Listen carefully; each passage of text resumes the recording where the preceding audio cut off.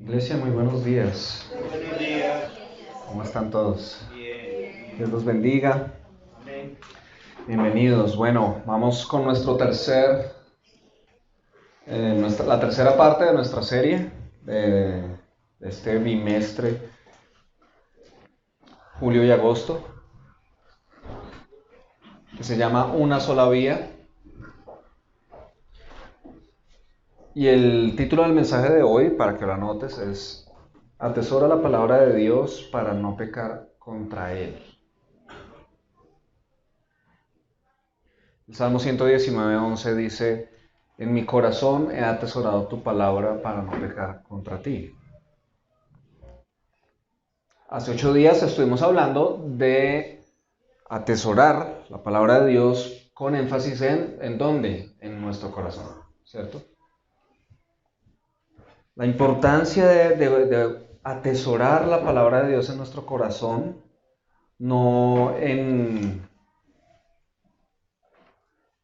la mesa de noche, no en un lugar, sino en nuestro corazón. Eso es lo que realmente va a transformar nuestras vidas. Y la importancia, hablábamos hace 8 días, de hacerlo cuando somos jóvenes, ¿no? Súper importante. Quienes de pronto se hayan perdido ese mensaje, recuerden que está en el canal de YouTube de la Iglesia de Visión Colombia. Pero entonces hoy vamos a hacer un énfasis en atesorar la palabra de Dios, pero para no pecar contra Él. Que es precisamente lo que dice el salmista: en mi corazón he atesorado tu palabra para no pecar contra ti. Y atentos, esto es súper importante, porque eso nos deja ver realmente cuál era el pensamiento de David. Y creo que el pensamiento de David era agradable a Dios, y creo que es el mismo pensamiento que nosotros necesitamos tener. Pidámosle a Dios que nos bendiga entonces, amén. Amén. Señor, hoy te damos toda la gloria por permitirnos estar aquí. Tú tenías siempre planeado desde el comienzo que llegáramos a conocerte, Señor, y por eso hoy nos has traído a este lugar, Señor. Te queremos pedir que nos bendigas y que nos ayudes, Señor, que hables y hagas resplandecer tu luz en nuestro corazón, a fin de que podamos comprender cómo ves tú el pecado, Señor, para que nosotros también lo podamos ver como tú lo ves, a fin de que nos tomemos muy en serio nuestra relación contigo y con tu palabra, y podamos vivir para honrarte cada día más, Señor, hasta el último de nuestros días, Señor. Te lo pedimos así. Habla a cada uno en el nombre de Jesús. Amén. Amén. Amén. Bueno, fíjese usted que David dice: en mi corazón he atesorado tu palabra para no pecar contra ti. No dice: en mi corazón he atesorado tu palabra para que me vaya bien en la vida.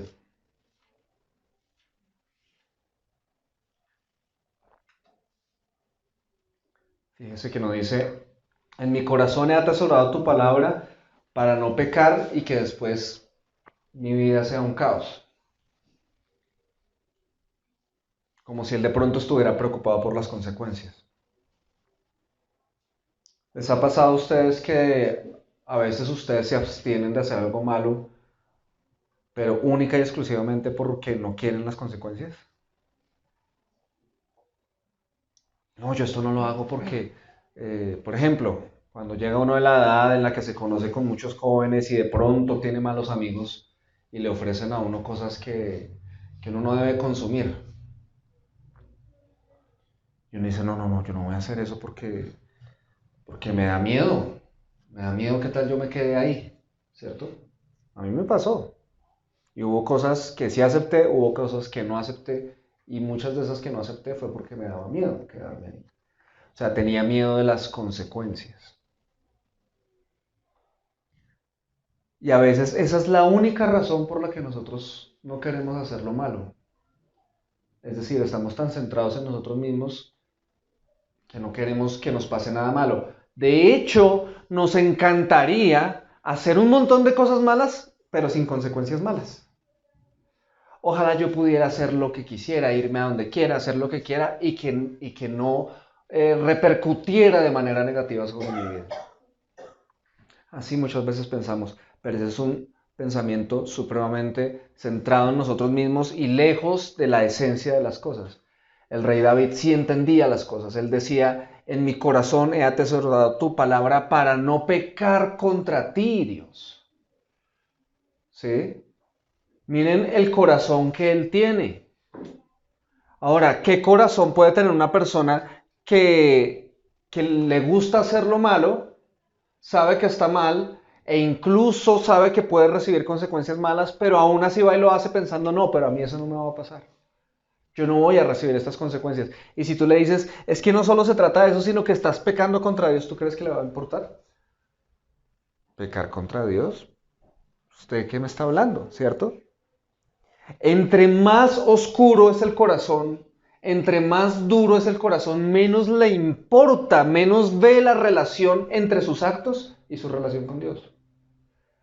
Pero cuando una persona está con un corazón cada vez más iluminado, cada vez más sensible, cada vez más quebrantado, se va acercando a la raíz del problema. Y es, no quiero pecar contra Dios.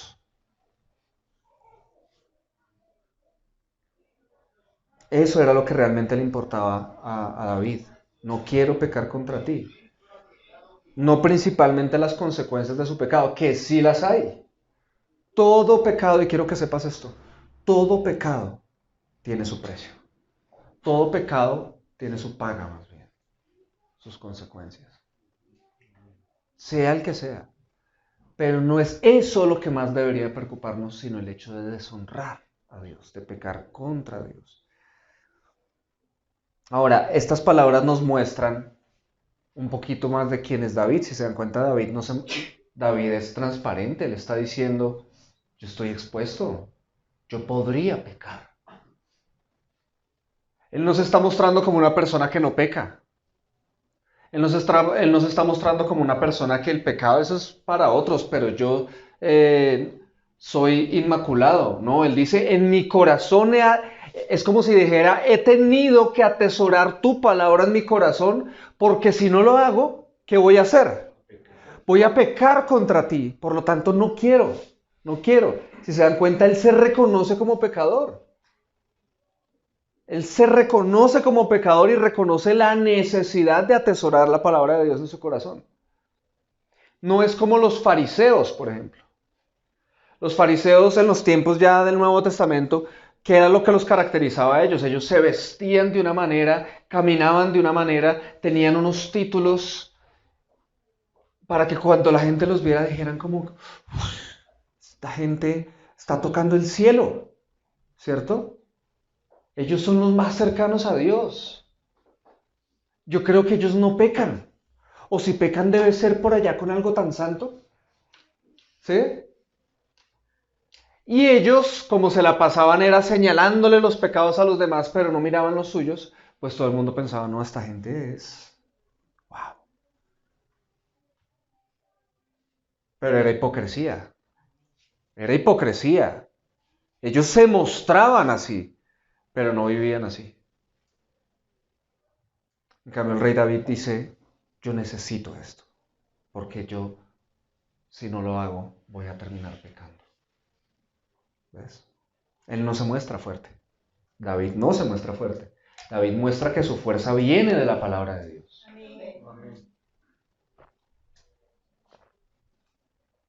De hecho, si no lo sabías, todo el Salmo 119, que es el libro más largo de la Biblia, todo el Salmo 119 es una exaltación de principio a fin a la palabra de Dios. Si algún día te lo quieres leer, es maravilloso. Entonces cuando él dice, en mi corazón he atesorado tu palabra, está diciendo lo más importante es tu palabra y la atesoro para no pecar contra ti. Lo más importante es el poder honrar a Dios, ¿cierto? Y por lo tanto, ¿cuál es su mayor problema? El pecado. ¿Cuál es tu mayor problema? Ahora te pregunto. ¿Cuál es nuestro mayor problema? Y hoy quiero que tú tengas claro esto. Nuestro mayor problema es el pecado. Ese es nuestro mayor problema. No es el país, no es el presidente, no es la familia en la que nací, no es lo que me tocó vivir, no es mi falta de salud, no es esto. Por lo general nosotros siempre pensamos que el problema es lo externo, ¿sí? Porque hoy en día, como nunca antes, los colombianos se van del país y buscan futuro en otros lugares.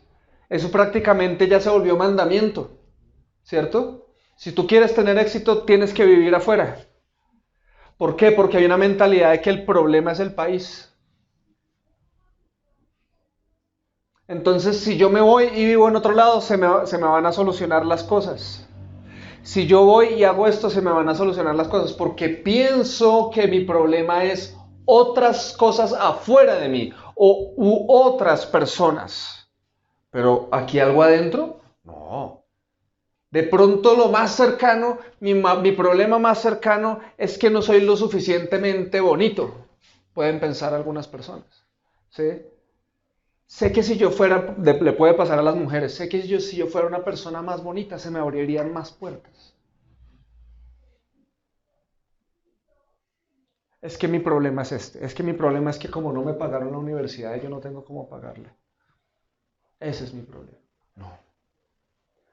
Nuestro principal problema es el pecado.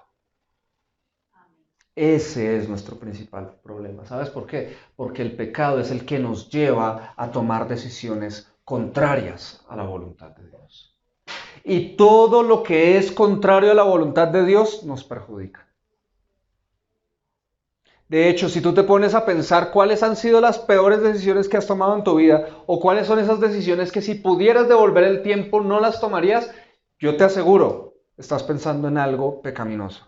Estás pensando en algo que Dios no aprueba. Porque el pecado, eso es lo que hace, nos lleva por el camino de la destrucción. El pecado nos promete placer, el pecado nos promete satisfacción, el pecado nos promete éxito, el pecado nos promete bienestar, pero son falsas promesas. Después nos pasa la factura y nos deja más vacíos de lo que estábamos, más arruinados de lo que estábamos, más adoloridos en el alma, en la mente, en el corazón, en el cuerpo, en todo.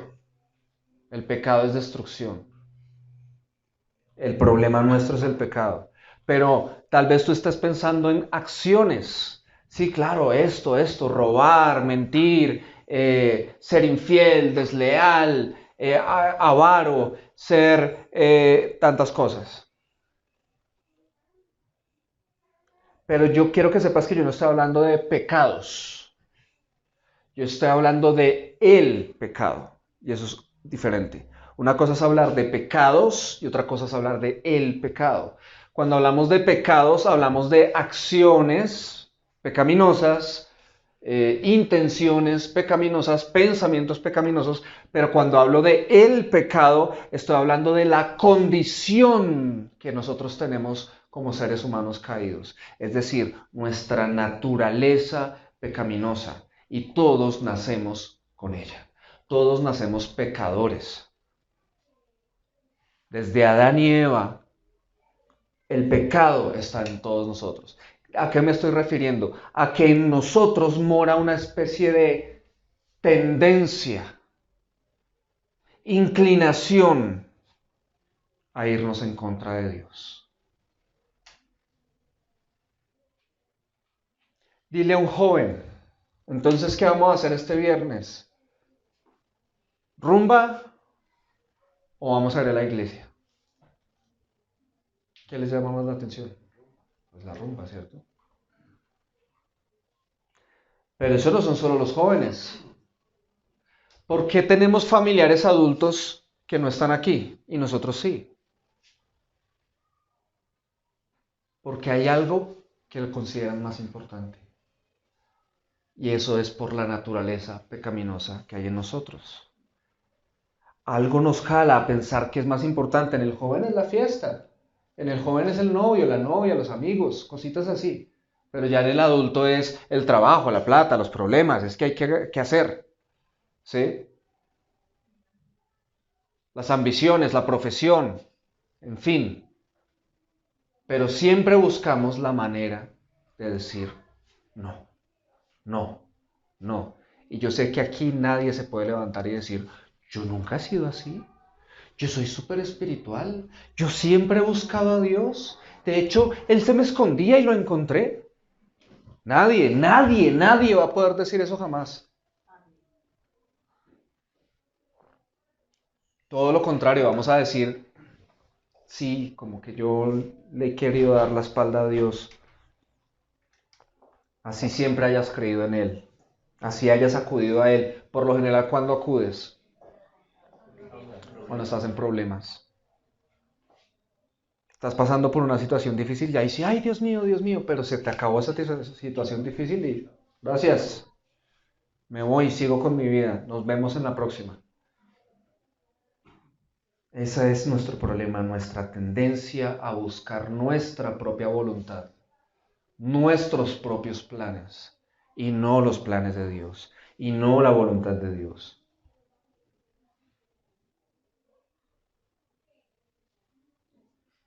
Piensa en eso, por favor. ¿Sabías que ese es tu problema?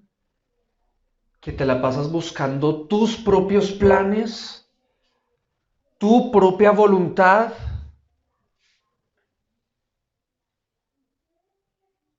Si oras es porque quieres, pero si no quieres, entonces no lo haces. Si vas a la iglesia es porque quieres, pero si no quieres, entonces no lo haces.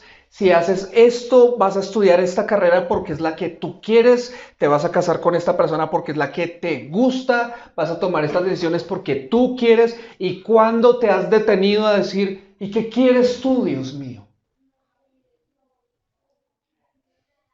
O incluso puedes decir, vas caminando por la avenida Pradilla, Señor, me enseñaron que yo tengo que consultar a ti si es tu voluntad. Así que yo quiero tomar este trabajo, Señor. Entonces te pido que me dirijas. Si en 5 minutos pasa una flota es porque sí. Y pides señales así, en plena avenida Pradilla, ¿no? Pues no pasó una, pasaron 10, ¿sí? No, mentiras, 10 no. Pero sí, pasaron 5. ¡Uy! Reconfirmación. Dios sí quiere, ¿sí? Y buscamos la manera de cómo hacernos creer que Dios sí me dijo. Pero no era yo buscando la voluntad de Dios, sino buscando mi propia voluntad, ahora creyendo que Dios me dijo que sí. Créanme, ese ejemplo no es tan ridículo. Como pastor no saben cuántas veces he escuchado personas que en un momento me dijeron, Dios me ha dicho esto. Y a la semana me dijeron, no, Dios ahora me dijo todo lo contrario. ¿Sí?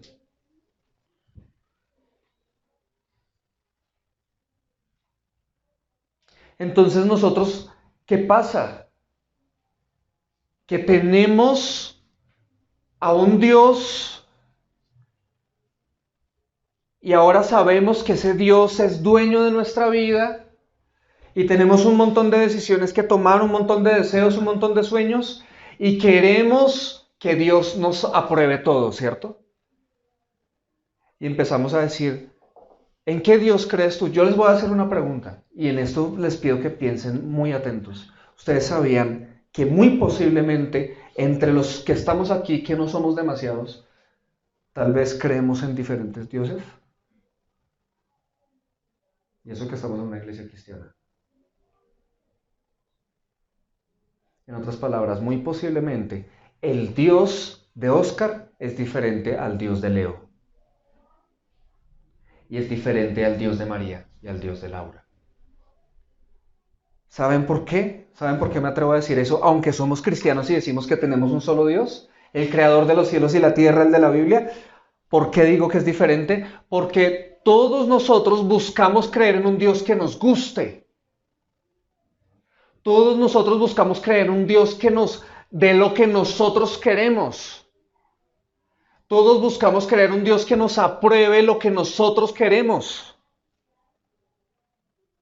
Y si alguno de nosotros está buscando algo malo, créame que difícilmente va a seguir avanzando en esa dirección sabiendo que Dios lo desaprueba y lo desaprueba y lo desaprueba. Empieza a trabajar en su mente en una manera en la que Dios me entiende. Oye, pero es lo que tú estás haciendo está mal. Sí, yo sé que está mal, pero depende mucho de las circunstancias. Y usted no conoce mis circunstancias. Y yo sé que Dios me entiende. Y yo sé que Dios conoce mi necesidad. Por eso voy a seguir. Ya estás creando un Dios. Estás creando un Dios diferente. Estás creando un Dios que sí te aprueba eso. Mientras que el Dios de tu hermano no lo aprueba y por eso es que él te está diciendo, oye, ¿por qué estás tomando esa decisión? No está bien. ¿Sí? ¿Están de acuerdo conmigo? Sí, señor. Yo les aseguro eso, porque si todos creyéramos en exactamente el mismo Dios, estaríamos esforzándonos más por obedecer a ese Dios y no cada uno tomando sus decisiones. Y ahora, ¿cómo hacemos para llegar a ese único Dios? Aquí está. Aquí está ese Dios.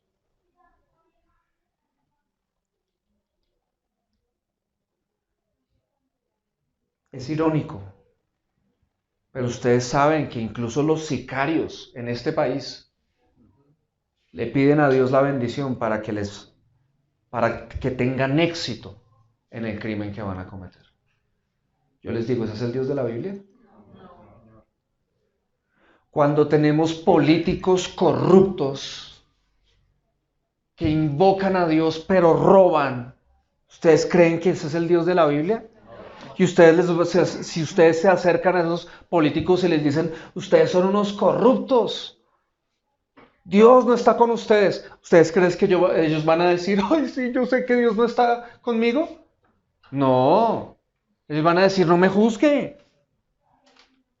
No juzgue mi fe, pero allá siguen robando. O sea, ellos creen que Dios no tiene nada que ver con eso. O sea, tienen un Dios diferente en sus cabezas. Un Dios que les aprueba eso. Pero es muy fácil ver eso allá. ¿Y tú qué? Tú tienes el Dios que está bien si no oras. Tú estás viviendo un cristianismo de pronto cómodo en el que no lees la Biblia. Y tú dices, yo no leo la Biblia, pues con cada domingo que yo reciba ya es suficiente. Y si yo te digo, Dios no se agrada con esa actitud tuya. Estás pecando contra Él. ¿Cómo vas a responder? ¿Y por qué? Ese no es el Dios que yo tengo. Mi Dios es un Dios de amor. Mi Dios me tolera que yo no quiera orar. Mi Dios me tolera que yo no me esfuerce. Aquí Él está bien conmigo y Él me ama. Estás creando tu propio Dios. ¿Cuál es el problema con eso? Que la iglesia cristiana, que se supone que es el pueblo de Dios, debería ser la que alza la voz y le enseña al mundo entero quién es Dios. ¿Sí o no? Sí. O sea, si vamos a hablar de acudir a seres humanos para que nos guíen en el camino de Dios, ¿a quiénes acudimos? Pues a los que se dicen cristianos. O sea, si yo quiero conocer a Dios, créame que no voy a ir a buscar a un ateo. No voy a ir a buscar a un ladrón, no voy a ir a buscar a uno que se la pasa haciendo por allá cosas mañosas. Yo voy a buscar a alguien que yo diga, esta es una persona espiritual, que se ve que está en conexión como con estas cosas. Y ahí es donde viene la iglesia. Y si tú viniste aquí a la iglesia, supongo que es porque quieres una luz, una dirección de algo. Por lo tanto, la solución se supone que la tiene la iglesia. Se supone que la iglesia es la que va a dar a conocer realmente a Dios, porque se supone que en la iglesia se está conociendo a Dios. Pero desafortunadamente, este problema de crear cada uno su propio Dios, ese problema también se metió en la iglesia.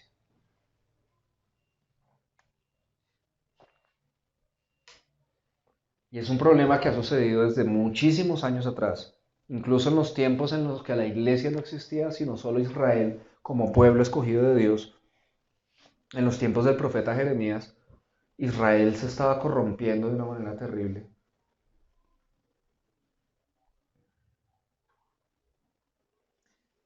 Y Dios les dice esto en Jeremías capítulo 6, versículos 13 al 18.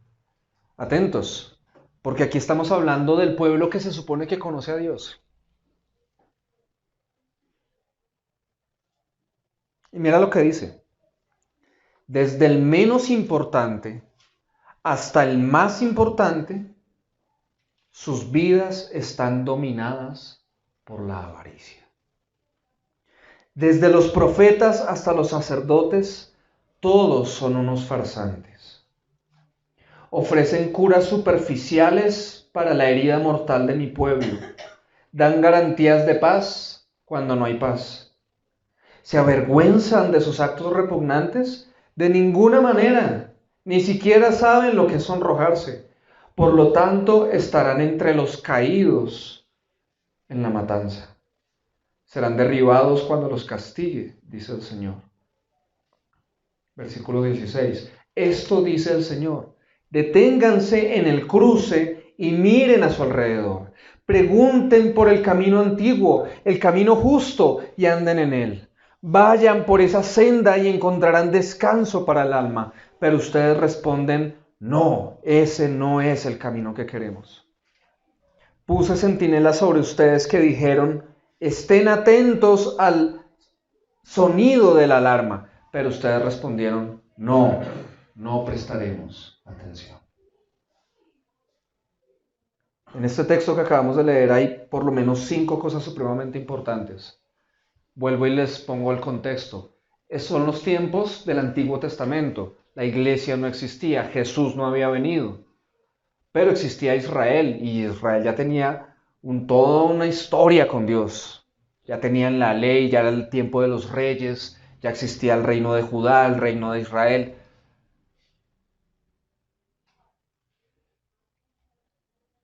Pero ellos, que se supone que son el pueblo escogido de Dios, los que conocen al Dios verdadero, por encima de cualquier otro pueblo, mire cómo están en los tiempos del profeta Jeremías. Y Dios les dice, todos ustedes, desde el menos importante hasta el más importante, están mal. Les dice ahí. Ahí en el versículo 14, ¿no? Desde el menos importante hasta el más importante, sus vidas están dominadas por la avaricia. ¿Y qué es la avaricia sino el deseo de tener más para mí? ¿Sí? La avaricia va mezclada con egoísmo. Quiero que sepas que no hay que ser rico para ser avaro. Hay gente pobre llena de avaricia. La avaricia no distingue clase social.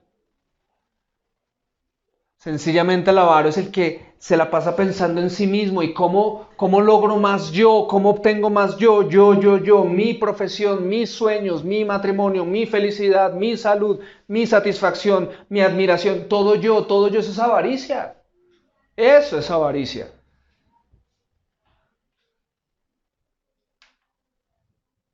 Y en el pueblo de Dios estaba sucediendo desde el más pequeño hasta el más grande. Desde el menos importante hasta el más importante. Y si trasladamos eso a la iglesia, ¿cómo nos imaginamos una iglesia con ese mismo terrible problema de Israel? Imagínense una iglesia en la que cada uno está buscando es lo suyo. Imagínense la iglesia donde todos van es para orar y decir, Señor, bendíceme el trabajo, y el otro está por allá, Señor, cambia a mi esposo, y el otro está por allá, Señor, dame a este chico que me gusta, y el otro está por allá, Señor, sáname esta enfermedad, Señor, cada uno pensando en lo suyo, todos levantando las manos, y uno dice, uy, ese pueblo está en una unidad adorando a Dios, pero en la mente y en el corazón cada uno está preocupado por su situación, por su necesidad, por su problema. Eso es, desde el más pequeño hasta el más grande, todos están dominados por la avaricia. Y lo más terrible es que no es solo el pueblo, sino el liderazgo del pueblo. Dice ahí al final del versículo 13, dice, desde los profetas hasta los sacerdotes, todos son unos farsantes. Y si el liderazgo se corrompió, ¿qué se puede esperar?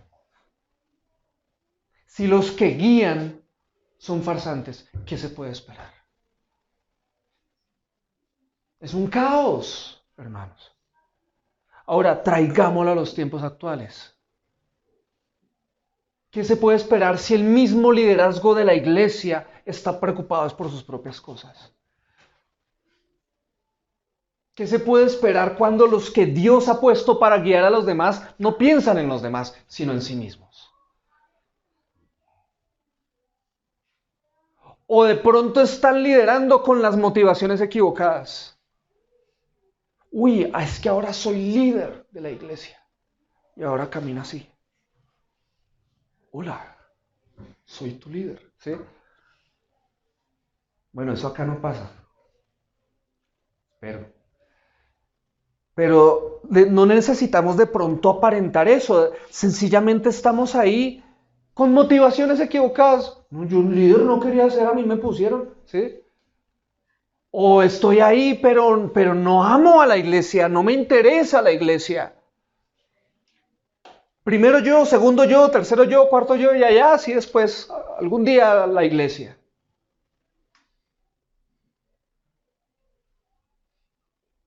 Tomas decisiones que solo tienen que ver contigo.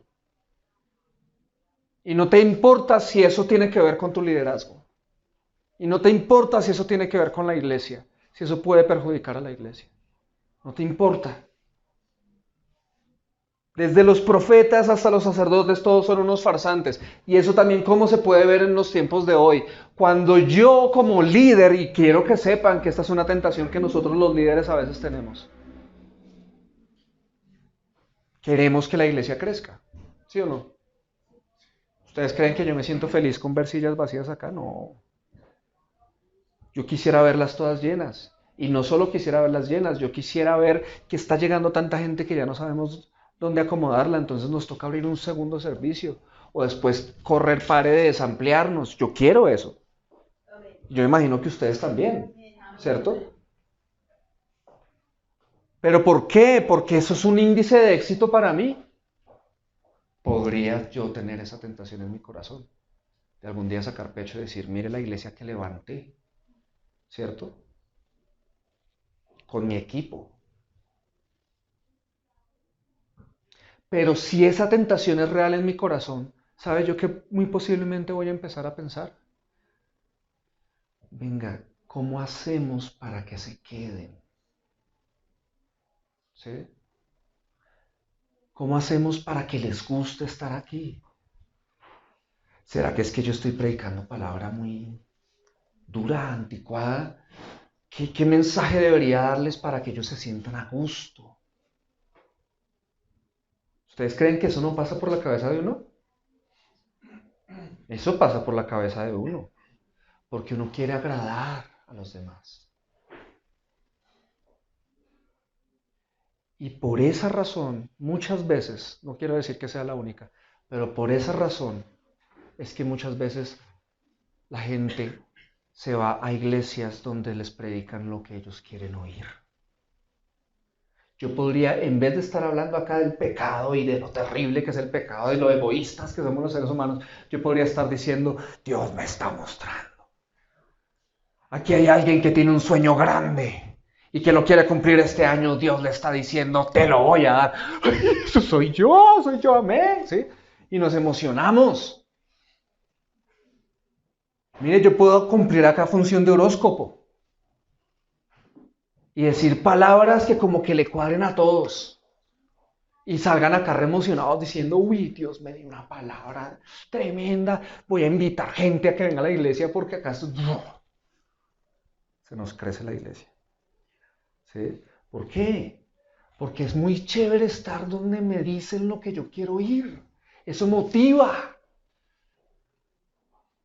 Pero ¿qué alimenta? Sino el deseo egoísta del corazón, de tener ese Dios que me da lo que yo quiero. ¿Ves la diferencia? ¿Y cuál es el problema? Que la iglesia en su mayoría ha mordido ese anzuelo de dar ese mensaje que guste, porque obviamente si la iglesia se crece, pues uno dice, wow, y entonces hay más dinero, se mueven más cosas, un montón de cosas. Pero ¿qué será lo que quiere Dios? Me pregunto. ¿Qué será lo que realmente busca Dios de ti y de mí? ¿Qué pastor ustedes creen que yo debería ser realmente? ¿Cuál debería ser mi preocupación por ustedes? Desafortunadamente, esto ha permeado tanto a la iglesia por generaciones que se ha levantado una iglesia de consumidores. Hoy en día hay cristianos consumidores que ven a la iglesia como un producto. Y si les gusta, lo toman, y si no les gusta, se buscan otro. En otras palabras, ¿saben cuáles son las razones, cuáles son los motivos por los que una persona decide estar en una iglesia hoy en día? Van y miran las instalaciones. Ah, bonito. Está chévere estas instalaciones. Me gusta. Y llegan al servicio y miran a ver cuál es el tipo de gente que hay.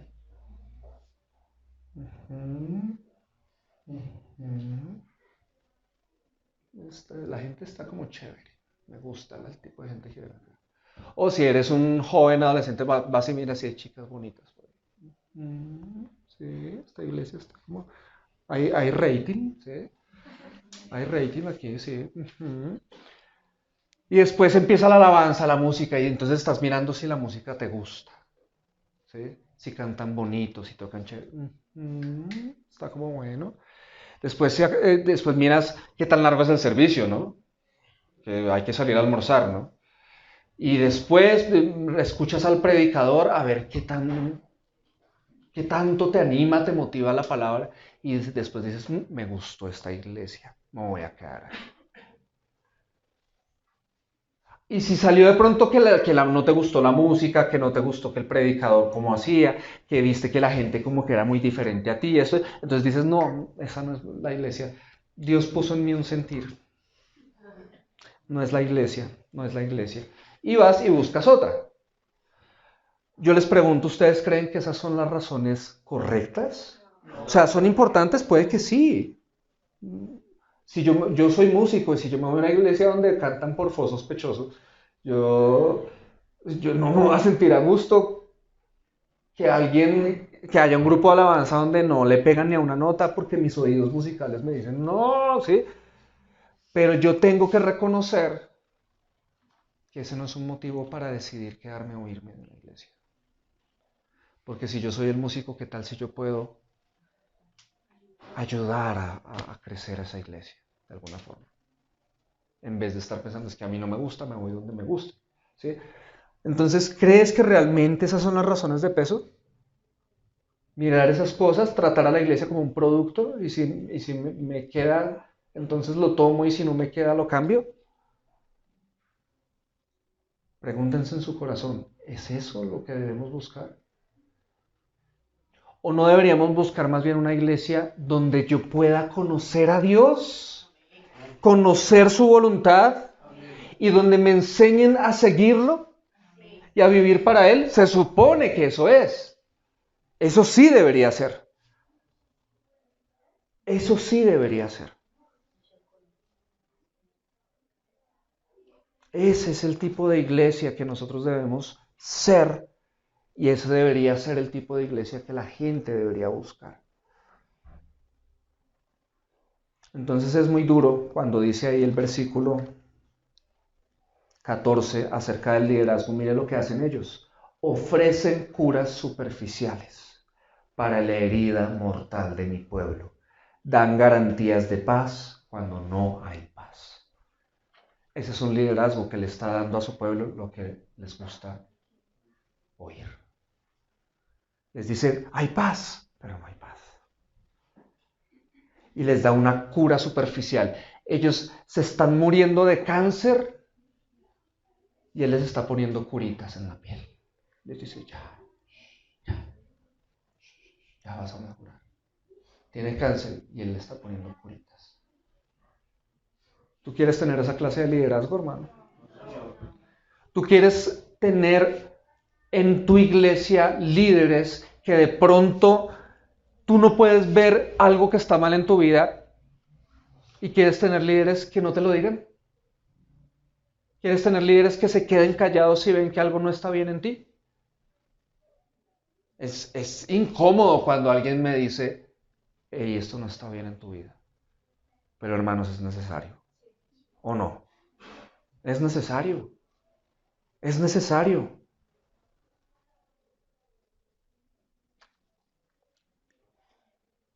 Por esa razón, en el versículo 16, Dios se detiene y dice lo siguiente. Esto dice el Señor a este pueblo que está corrompido, avaros, dominados por la avaricia, el liderazgo está mal, curan falsamente la herida del pueblo, les dicen que hay paz, pero no hay paz. Entonces el versículo 16 dice, esto dice el Señor, deténganse en el cruce y miren a su alrededor, pregunten por el camino antiguo, el camino justo y anden en él. Vayan por esa senda y encontrarán descanso para el alma. Y aquí me detengo. Entonces, Dios hoy está diciendo a tu vida, tú estás por un camino. Yo no sé cómo es tu vida ahora, yo no sé cuáles son los deseos de tu corazón, yo no sé tú qué estás persiguiendo, pero tú sabes si estás en el camino de Dios realmente o estás en tu camino. Si estás en tu camino, hoy Dios te está diciendo detente, imagínate que vas por una vía y hay una intersección, ¡fum! Y este es el camino que de pronto Dios quiere para ti, pero tú vas así. Y antes del cruce Dios te dice, detente, quieto, mira alrededor y pregunta, ¿cuál es el camino? Eso es lo que Dios te está diciendo a ti hoy. No importa tu edad, no importa si es tu primera vez en una iglesia o ya habías venido a una iglesia o llevas años en Visión Colombia, ya eres miembro de Visión Colombia, no importa, Dios hoy te está diciendo, detente. Antes de que sigas tu camino, tus decisiones, detente, mira a tu alrededor y pregunta cuál es el camino. ¿Cuál es el camino justo? ¿Cuál es el camino antiguo? El camino verdadero. Pregunta. ¿Qué significa eso para tu vida? ¿Será que tienes algo para aplicar? Mira, si esta predicación de hoy se pasa y tú no haces nada, de nada sirvió. Pero tal vez tú es necesario que te pares y digas, bueno, ¿cuál es el camino que debo tomar en esto? Y pregunta. Y apenas sepas cuál es el camino, tómalo y anda por él. Ve por él.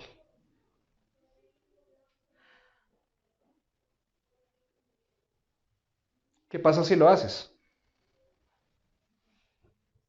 Es decir, ¿qué pasa? Hoy estás recibiendo palabra del Señor. Hoy Dios te está hablando. Si Dios te está hablando y tú estás entendiendo la palabra de Dios hoy, que debes detenerte, mirar alrededor, preguntar el camino, y lo haces, ¿estás dando buenos pasos si haces eso? Si te detienes, es buen paso. En tu área financiera, sentimental, sexual, profesional, y sabes que tú estás tomando las decisiones como quieres, haces lo que quieres, y hoy Dios te está diciendo detente, y te detienes y dices, bueno, ahora mira alrededor, y tú empiezas a mirar alrededor, pregunta por el camino justo, y tú empiezas a preguntar, te acercas a personas de la iglesia, y empiezas a preguntarles, es que me pasa esto en mi matrimonio, es que me pasa esto en mi vida profesional, es que me pasa esto, y empiezas a preguntar el camino, ¿cierto? Y estas personas que conocen del Señor y te pueden ayudar, te dicen, bueno, mira, el camino es esto y esto. Hasta ahí vas bien, ¿cierto? Pero si después dices, ¿ese es el camino? No. ¿De qué te sirvió todo lo anterior? De nada. Porque lo que importa es que encuentres el camino y andes en él. Eso es lo que importa. De nada te sirve pedir consejo para no atenderlo. ¿Qué dice ahí? Versículo, ahí en el mismo, el 16. Deténganse en el cruce y miren a su alrededor, pregunten por el camino antiguo, el camino justo y anden en él. Vayan por esa senda y encontrarán descanso para el alma. Pero ustedes responden, no, ese no es el camino que queremos. Eso es despreciar a Dios, ¿Ustedes qué creen? Eso es despreciar a Dios. Pero si te das cuenta, lo estás despreciando como al despreciar su palabra.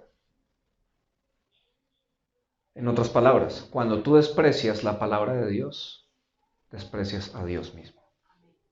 ¿Bien? Cuando tú desprecias la palabra de Dios, desprecias a Dios mismo. Y eso fue lo que le pasó al rey David, al mismísimo rey David. Él cometió adulterio, nosotros conocemos la historia. Cometió adulterio y provocó la muerte del esposo de esa mujer, a fin de quedarse con ella y que nadie se enterara de nada. Lo pudo mantener oculto durante algún tiempo, no sabemos cuánto, pero Dios le envió al profeta Natán y el profeta lo confrontó. Y en la palabra de Dios que Natán tenía para David, miren, adulterio y homicidio. Adulterio y homicidio. ¿Ustedes creen que esos son pecados graves? Muy graves. Adulterio y homicidio. Pero el mensaje que le da el profeta Natán, ¿saben cuál es? Le dice, por cuanto has despreciado la palabra de Dios. Está en 2 Samuel en el capítulo 12 para que lo vean. En el mini curso de esta semana se trata ese tema, para que no se lo pierdan. Y al final del mensaje del profeta, le dice, al comienzo le dice, por cuanto has despreciado la palabra de Dios. Pero al final le dice, por cuanto me despreciaste. O sea, son la misma cosa. ¿Y sabe eso qué más significa? Que cuando David cometió adulterio, no solo estaba pecando contra Urías, el esposo de esta mujer. No solo estaba pecando contra ella, contra Betsabé. Sino que antes llegó a eso porque despreció a Dios. Si no hubiera despreciado a Dios, si no hubiera despreciado la palabra de Dios, no hace lo que hace.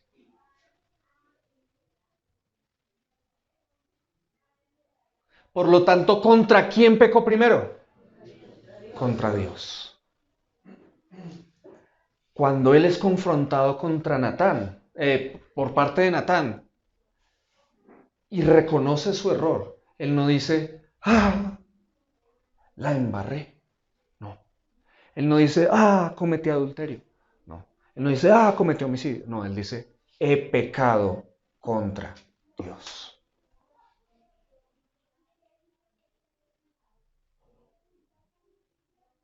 Y él es ese salmista que dice, en mi corazón he atesorado tu palabra para no pecar contra ti. Porque él sabe que si busca honrar a Dios, vive rectamente en todo. ¿Sí?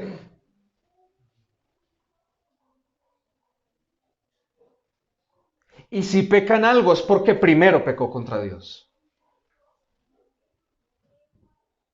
Entonces, voy llegando a la conclusión. ¿Qué quiere Dios para ti? Que te detengas.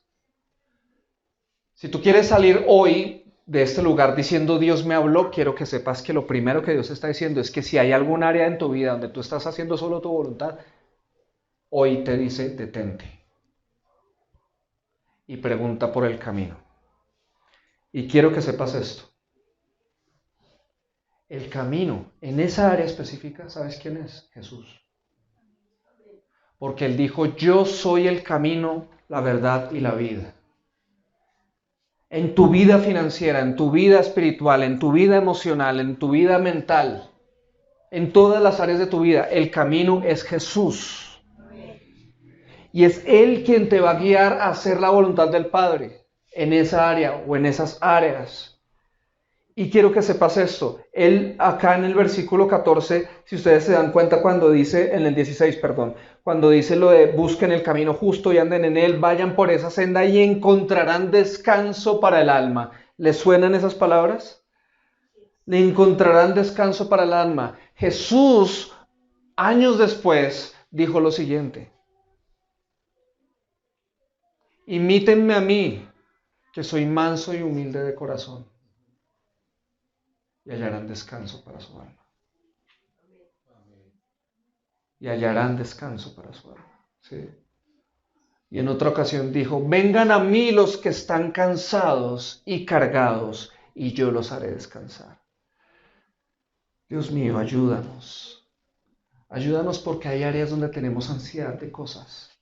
Quiero más plata, quiero más viajes, quiero más títulos, quiero más esto, quiero más admiración, quiero más likes, quiero más, etcétera. Estamos buscando algo, y Él dice, ven a mí y te daré descanso en tu alma.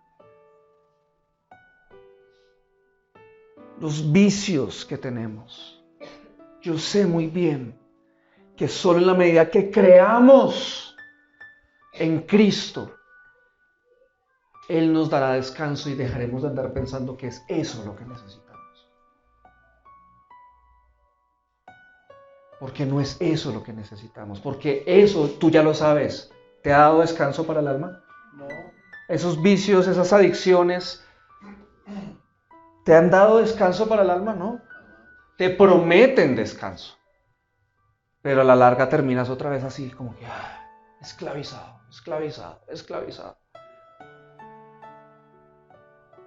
Pero si tú dices, no caminaré por ahí porque no es el camino que quiero, Dios te va a enviar centinelas a decirte, atento, si no actúas las cosas van a ir mal.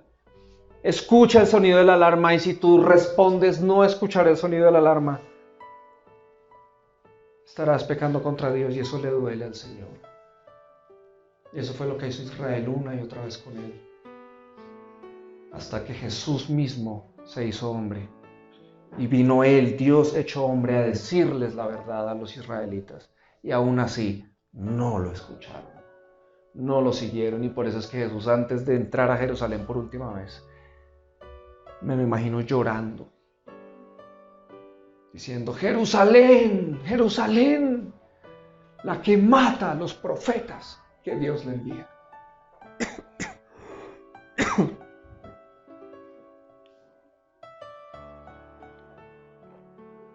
La que mata a los siervos que le son enviados. Y él dice, ¿cuántas veces no quise ser como una gallina que cubría sus pollitos bajo sus alas? ¿Cuántas veces no quise ser así contigo, Jerusalén? Pero no quisiste. ¿Te das cuenta que el pecado es contra él? Todo pecado es contra él.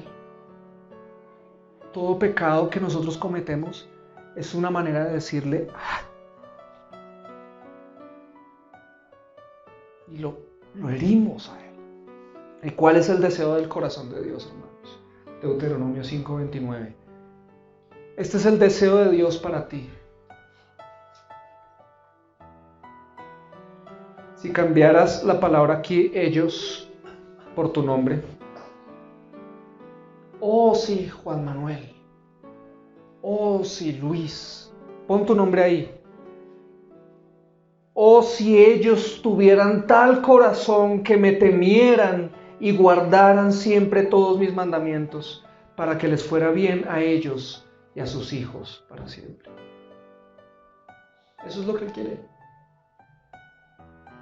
Eso es lo que Él quiere. ¿Sí ves? O sea, Dios no es un Dios caprichoso que se inventa una lista de mandamientos para hacerte la vida insoportable. No, eso es un invento de los ateos que miran a ver cómo difaman a Dios. Dios quiere que te vaya bien a ti y a tus hijos. Para siempre. Lo dice la Biblia, ¿no? ¿Lo crees? Dios quiere que te vaya bien en todo, a ti y a tus hijos para siempre. Y para eso es que te da mandamientos. Para que te vaya bien. Cuando los desobedeces, te va mal.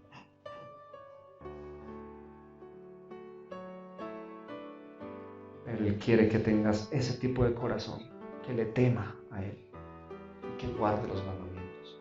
Porque si así lo haces, te va a ir bien. Entonces, ¿cómo tenemos este corazón? O sea, si Él quiere ese tipo de corazón, yo entonces quiero tener ese corazón. ¿Hay alguien que quiera tener ese corazón? ¿Hay alguien aquí que quiera ser temeroso de Dios? ¿Que quiera guardar los mandamientos de Dios? Porque yo les digo algo, si yo cojo el final y le digo, ¿aquí alguien quiere que le vaya bien? Ahí todos van a decir amén. ¿Quieren que le vaya bien a sus hijos para siempre? Todos van a decir amén. Pero les digo, ¿quieren temer a Dios? ¿Quieren obedecer todos sus mandamientos? Pues debemos decir el mismo amén, porque no pueden ir desconectados. No me va a ir bien si deshonro a Dios. No me va a ir bien si no le temo a Dios. ¿Quieres que te vaya bien? Entonces teme a Dios y guarda sus mandamientos. Pero hazlo por Él, no por los resultados. En mi corazón he atesorado tu palabra para que me vaya bien. No, en mi corazón he atesorado tu palabra para no pecar contra ti, Señor.